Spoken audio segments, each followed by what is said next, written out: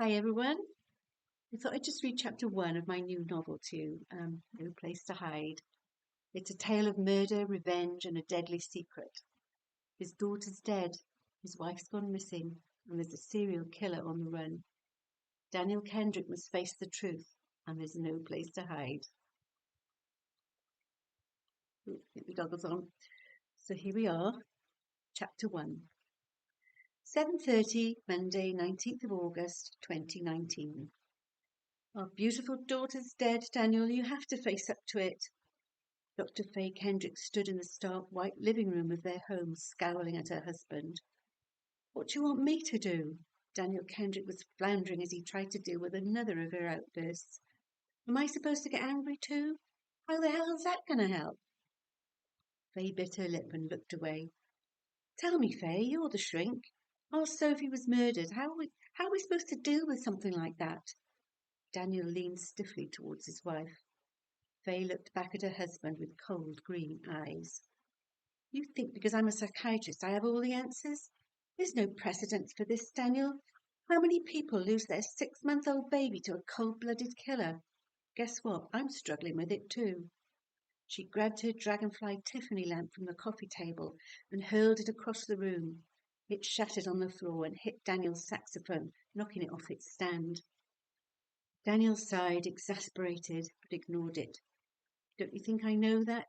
We're both trying to deal with it. Daniel spoke more softly, trying to ease the situation. At least I'm pretending it never happened. Faye's jaw tensed as she jabbed her finger at him. You're a bloody mess, Daniel. You're in denial and you have to face it sometime. It's the only way I can cope. Faye took 2 steps towards her husband, a vein visibly pulsing in her neck. You won't talk to me, you won't even look at her photographs, and you refuse to go in her nursery. How can you be so cold and heartless about it, about her death? Sophie was our precious baby. She's still part of us. Her voice was shaking as she spat the words out. Daniel felt the sting of her accusations, was fighting the instinct to retaliate. He looked at her, the woman he'd loved since the day they met, the woman he was now afraid he was losing.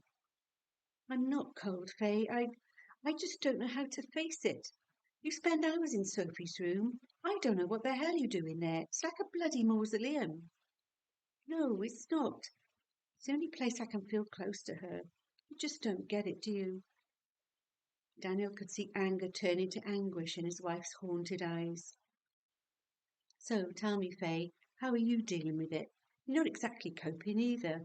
You're in there brooding for hours on end. That's why we don't talk anymore. You need to face things too. I feel her in there. It's all we have left of our baby girl, our precious baby. Faye looked away, tears threatening. I know, but you have to move on too. We both do. Daniel reached a comforting arm towards his wife, revealing 3 thin white scars across his left wrist. He instinctively tugged at his shirt sleeve to cover them. Faye glanced at her husband's wrist, but looked back into his eyes. You haven't even started to move on, Daniel. You're stuck. You're in denial. At least I'm trying to do something, to get some sort of closure. What do you mean? Oh, let's talk about it tonight. We both have to get to work, Faye said dismissively. Faye, you have to calm down. This isn't helping. Calm down? You're telling me to calm down? Our daughter's dead, murdered by some sick bloody maniac, and you want me to calm down? It was over 2 years ago, sweetheart. You've been angry for 2 years. All I mean is, it's time to put the past behind us. How on earth can we put a thing like this behind us? This has changed our lives forever. You just can't see it, can you? You think we can blithely carry on exactly as we were before? Well, let me tell you, I don't care if you think it's time to move on, as you put it. Faye jabbed an accusing finger in his direction. It's tearing us apart. Are you saying you want a divorce? Daniel flinched as the words left his mouth. It was the last thing he wanted. Faye was silent for several agonizing moments before replying. No, I don't know. All I know is something has to change. Maybe we should get some professional help. You have to face up to the fact that Sophie's dead. She's never coming back. Faye looked up at Daniel, slowly shaking her head.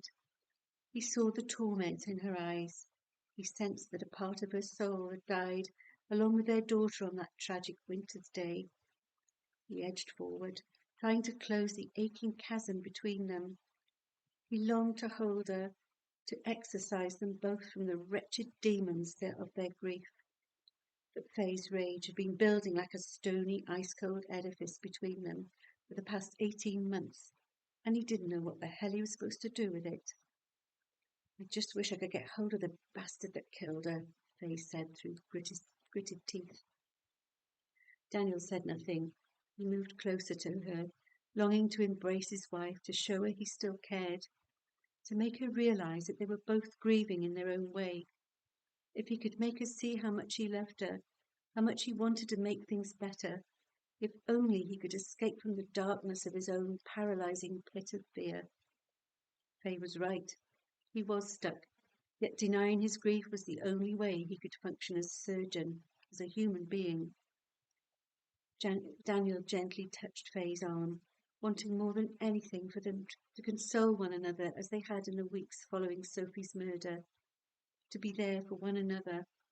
"Don't touch me," she hissed, as she lashed out at him, striking his face and slashing his cheek with the sharp edge of her diamond solitaire engagement ring, the ring he'd lovingly chosen for her. Daniel winced at the nauseating sting of pain, but silently clutched his face. He pressed into the deep cut with the palm of his hand as he tried to stem the warm, sticky blood that was flowing down his face and the inside of his arm, crisscrossing the scars he constantly tried to hide. "Faye, don't go, not like this," he said. Her eyes widened as she noticed his blood-soaked shirt sleeve. Her hand flew to her mouth, seemingly horrified at what she'd done. "I'm sorry, really sorry," she mumbled as she grabbed her bag and car keys before storming out of the house, slamming the door behind her. Faye's anger had exploded once again, and he hadn't the faintest clue what to do about it. There you go. If you want any more, you'll have to buy the book. Bye for now.